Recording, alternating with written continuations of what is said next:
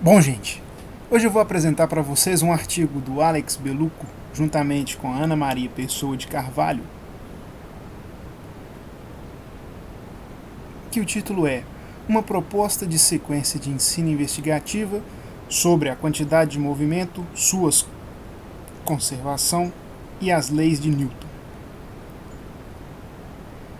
O que esse artigo tem de interessante? O que essa proposta tem de interessante? Primeiro, ela foi planejada para o desenvolvimento de situações argumentativas entre pequenos grupos de estudantes. E o que se espera também é que, durante o desenvolvimento dessas situações argumentativas, os estudantes elaborem textos onde se observa a passagem da linguagem cotidiana para a linguagem científica. Mas por que quantidade de movimento? Os autores justificam a escolha da quantidade de movimento como tema central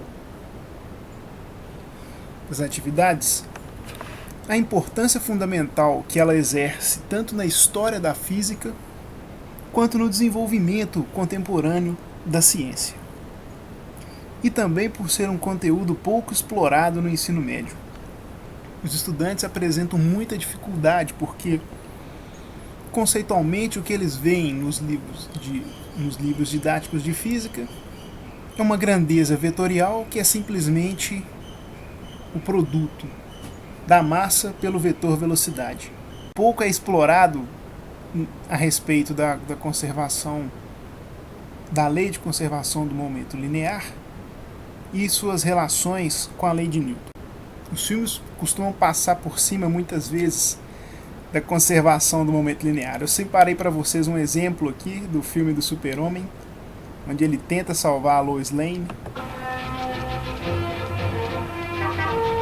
Interessante porque aqui a conservação do momento linear é totalmente quebrada.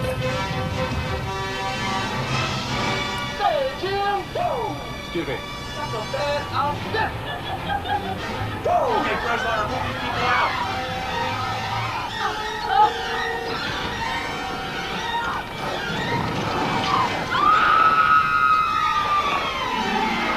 What's up there? No back. Easy, miss. Você acha que acabou? Não, tem mais. I can't believe it. I just cannot believe that he got her.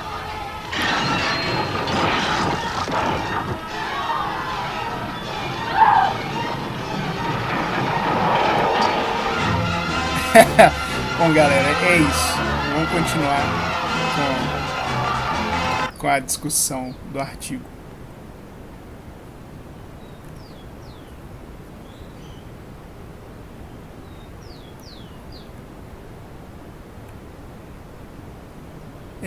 E o papel, qual que é o papel da argumentação, então, no desenvolvimento das atividades?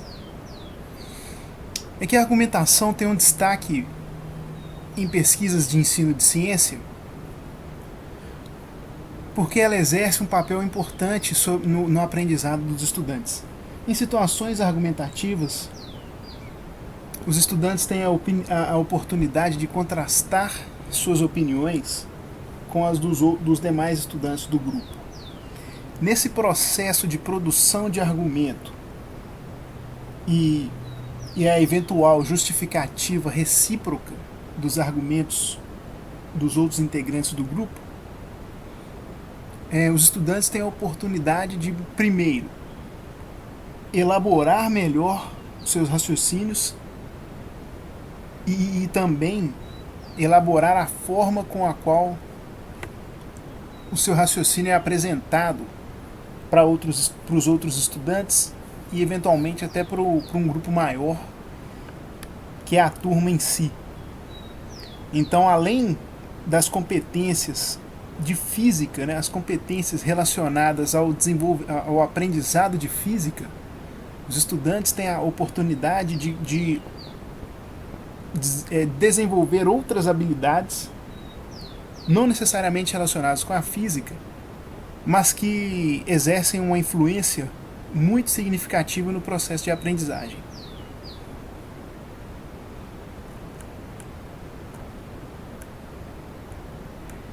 E esse conceito de sequência de ensino investigativa ela é muito trabalhado no Laboratório de Pesquisa em Ensino de Física da USP. Então, existem sequências de ensino investigativo para várias áreas do ensino de física,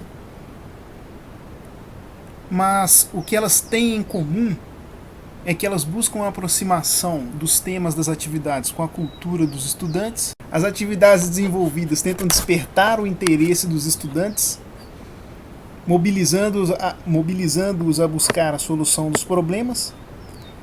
Geralmente envolvem experimentação, mas não necessariamente. Podem existir atividades investigativas que não são experimentais.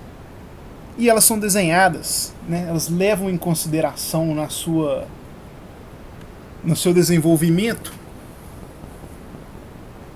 que os estudantes, elas são desenvolvidas para que os estudantes trabalhem o raciocínio, né? Então são atividades onde os estudantes precisam raciocinar para desenvolver a atividade. Então, as problematizações né? Então aqui nós temos ideias gerais de sequências de ensino investigativo, e aqui nós temos particular dessa atividade, né? Qual que é a problematização que essa atividade traz para os estudantes. Então, o que ela pretende fazer é construir a noção de quantidade de movimento e sua conservação, introduzir atividades que estimulem a reflexão sobre as leis de Newton, tendo como base o princípio de conservação da quantidade de movimento.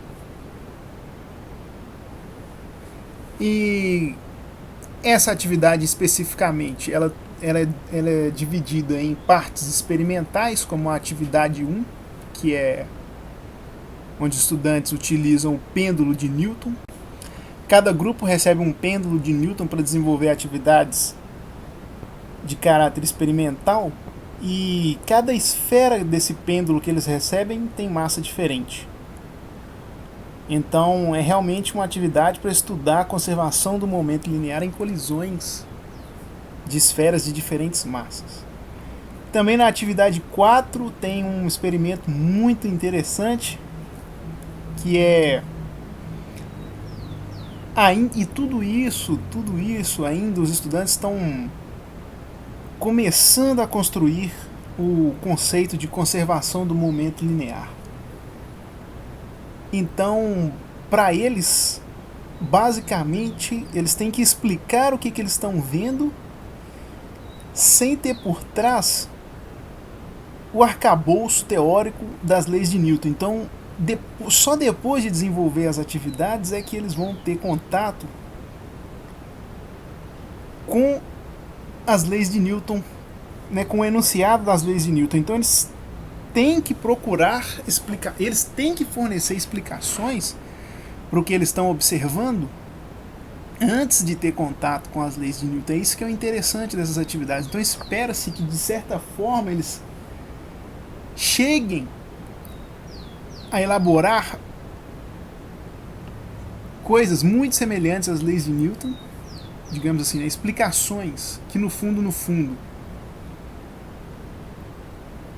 tem as leis de Newton por trás, mesmo sem saber propriamente o enunciado das leis de Newton. Então a atividade 4.3 é basicamente isso. Na atividade 1 você tem conservação do momento em colisões, e nessa aqui, ação e reação.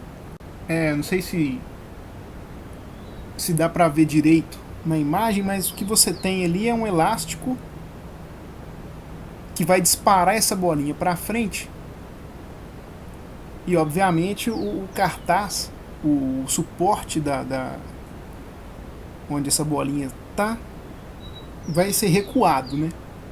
Então a ideia é que os estudantes têm que explicar o que eles estão vendo a partir, explicar o que aconteceu com base apenas na realização do experimento. Eles têm que desenvolver uma resposta, uma justificativa que os permita explicar o que foi observado, antes mesmo de conhecer as leis de Newton. Então essas são basicamente as atividades experimentais da sequência de ensino.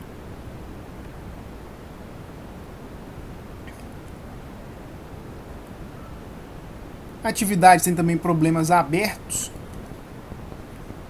onde os estudantes em grupo devem elaborar descrições e explicações tanto para o que observaram quanto para outros problemas abertos não necessariamente relacionados com o que eles observaram. De maneira geral, os problemas estão relacionados com as 3 leis de Newton. Depois de terminada cada etapa das atividades, que são 4 no total, os estudantes formam um grupo maior, agora com todos os integrantes da sala, e o professor discute algumas dúvidas frequentes que os grupos apresentaram e também dá oportunidade para os estudantes compartilharem a solução que eles apresentaram para os problemas com os demais colegas e eventualmente nessa etapa eventualmente pode surgir argumentação com integrantes de outro grupo, que no primeiro momento era impossível devido ao grupo ser formado por apenas poucos estudantes e esses grupos não se relacionavam diretamente entre si. Então a argumentação tem um papel central no desenvolvimento dessas atividades, né? E espera-se que ela surja naturalmente como uma das estratégias adotadas pelo grupo para a resolução dos problemas apresentados. Entretanto,